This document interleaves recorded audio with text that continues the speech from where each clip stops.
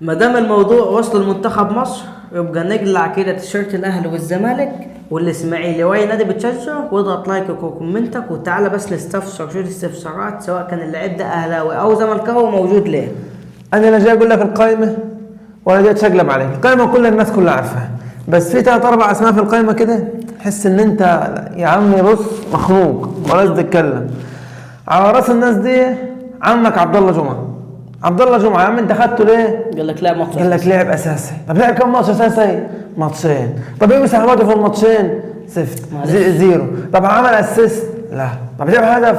لا. تقول لي يا عمي ده باك لا بيجيب اهداف ولا يعمل اسيستات ماشي. طب هل هو عمل حاجه دفاعيه مثلا كانت فازه في الماتشين فانت خدته؟ اصل احنا لاعبين مع الزمالك حوالي 7-8 ماتشات، انت منهم ماتشين بس خدته بناء عليهم خدت عبد الله جمعه. هل هو عمل فيهم حاجه فازه فانت خدته؟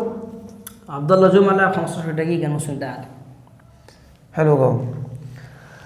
دي عبد الله جمعه عشان هو ربط اسمه بكريم فؤاد. كريم فؤاد لعب 132 دقيقه. معلش انا مستغرب لحد النهارده او لحد دلوقتي من ساعه التصريح ليه اصلا مقارنه عبد الله جمعه بكريم فؤاد، واحد باك رايت ووينج رايت وواحد باك ليفت. معلش ده عبد الله جمعه لما المدير الفني بتاعه اتصاب الباك ليفت الرئيسي اللي هو كان فتوح في ماتش الاهلي، يعمل ايه المدير الفني؟ راح جاب واحد اساسا باك رايت ونص ملعب وماشي معاه بالزق، راح عمر جابر حطه في ناحيه الليفت. فهو اساسا يعني مفضل عليه واحد درجه ثالثه، مفضل عليه واحد مش بيعرف مكانه، واحد هيبقى مؤدي، يعني سيب واحد في مركزه اصلا، يعني هو لو مقتنع بيه نص اقتناع بس مش اقتناع كامل هيحطه هو كعبد الله جمعه يفضل عمر جابر. لا ده هو حط واحد. عبد الله جمعه خد وقت كبير صح؟ نقول على كريم فؤاد مبدئيا كده لما سأل مستر فيتوريا عن كريم فؤاد قال لك عشان ما لعبش غير ماتش واحد اساسي مع الاهلي. طب هو اللعيب بيتاخد على اساس المساهمات ولا على عدد المباريات؟ اللي قلناه على عبد الله جمعه هو نفس المطابقه.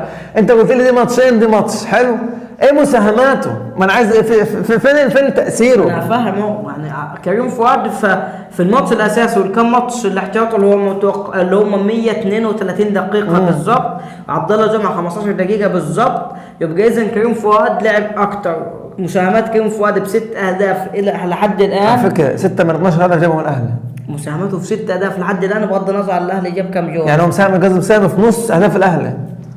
ده اسمح لكريم فؤاد يبقى موجود، خصوصا ان انت ماتش ودي ومعسكر ودي كله ما عندكش ماتش اساسي. وعلى حسب كلامك انت قلت انا بجرب عايز اشوف ناس كتير، عايز اشوف كذا اسم. طب دي واحد انت خلاص ضغطنا معاك وهو في عز تالقه اديه الدفعه النفسيه وقول له انت معايا. العلم انه ضم كريم فؤاد من مستر كارلوس من مستر سواريز ما كانش بيلعب وما كانش اصلا يعني كان مع التيم اللي نزل بعد ما التيم الاول ريح. هو النهارده في المؤتمر قال لك انا مقتنع بكريم فؤاد وضمته لما كانش النادي بتاعه بيلعبه، ما كانش النادي بتاعه عنده ثقه فيه.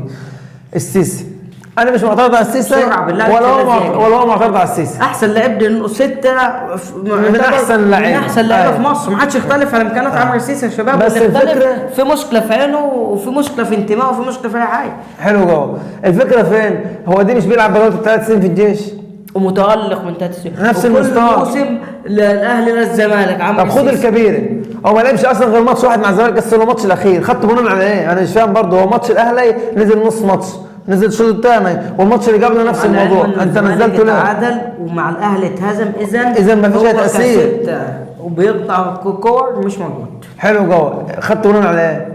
وانت نفسك اللي كنت قاعد السنه اللي فاتت معنا من نص الدوري وشوطه في بعضها على الجيش ما خدتوش ليه؟ صح ولا انا بتكلم كلام حبيب الكل؟ انا هنقول بس اهو انا واحد من الناس مش مقتنع ان مفيش حل في دماغي مسيره عمر جابر العظيمه. انا بالنسبه لي مسيره عظيمه الصراحه، ملهاش اي تفسير. مسيره عظيمه مش مقتنع بيها غير بحل واحد بس، ان هو دي مسيره لعيب دعوات دعوات ليله القدر. ده مش ليله القدر، ده امه وخالته ومرت خالته العيله كلها اللي دعت له هو، فاهم؟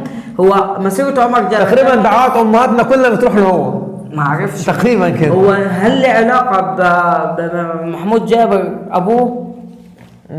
ما اظنش، عشان كده مدير فني اتغير. الحاله تحرق دمك ان هو بيلعب في الدفاع بيعمل كوارث، في الهجوم ما فيش اي تاثير، بتنقل الناحيه الثانيه حتى مش بيأدي. ما فاهم. اختم عن عمر جابر. رضا عبعال لما سالوه عن عمر جابر قال لك هو ناحيه اليمين في عدلته بيبص بالعافيه، هيعمل ايه في ناحيه الشمال؟ محمود علاء. مستر اسيست. محمود علاء لعب ماتش، والماتش الثاني طرد فخره، والماتش الثالث ما لعبوش. طب خدته ليه؟ عنده خبره دوليه. محمود ما عرفش جابها منين. ولعب امتى؟ من الخبره الدوليه ده يعني في اسماء في الدفاع. ومع غفلونا وجاب له خبره دوليه. انت مذاكر من وراها يا مرسي. زي عمر جابر يقول لك لعيب قائد يا شباب. من كبات المنتخب. بص هو انتوا لا تحترموا عقولنا لما تتكلموا. يا عم دي مدير فني ساب لعيبه الزمالك يلعبوا ماتشات بتاعت وما خدش. لسه هتكلم. عايزه النهارده لما اتسال عن لعيبه الزمالك بعد المعسكر اللي فات يا علي قال لك ما عرفش تاخده ازاي وفي غضب من يا اما انت لمدير فني مش عارف تسيطر على المنتخب بتاعك. غضبان على مين اصلا؟ غضبان على مين؟ غضبان على مين؟ هو مع العلم ان اصلا روي فيتوريا ده مدرب كبير واحنا اكتر الناس اللي اسدنا به هنا. واحنا قلنا وروي فيتوريا هو اصلا ايوه اصلا كان جاي الاهلي واحنا كنا فرحانين جاي الاهلي بس ما حصلش توفيق عشان خاطر المبلغ كان كبير 4 مليون دولار. طيبنا سواريش فاحنا مش مختلفين مع مستر فيتوريا خالص. بس الصورة البداية في زق باين انه في البداية غير مبشرة زي بداية كوبر وبداية اجاري وبداية فيش غير الاسبوع الاخير اللي كان كويس ما كانش حد عارف يمشي حاجة عليه. مين؟ اللي هو كارلوس كيروش عشان سي في جبار بس انما كله بياكل عيش حتى فيتوريا لحد الحلقة مساء ابراهيم فاك كان عامل لقاء مع رئيس الاتحاد المصري عليه. قال له بس هنعمل ايه عشان نوصل كاس العالم؟ يعني ايه الاستراتيجيه عشان نوصل كاس العالم؟ هو ما ردش. عجيب ابراهيم فاك هيحسب نفسه صاغ السؤال غلط.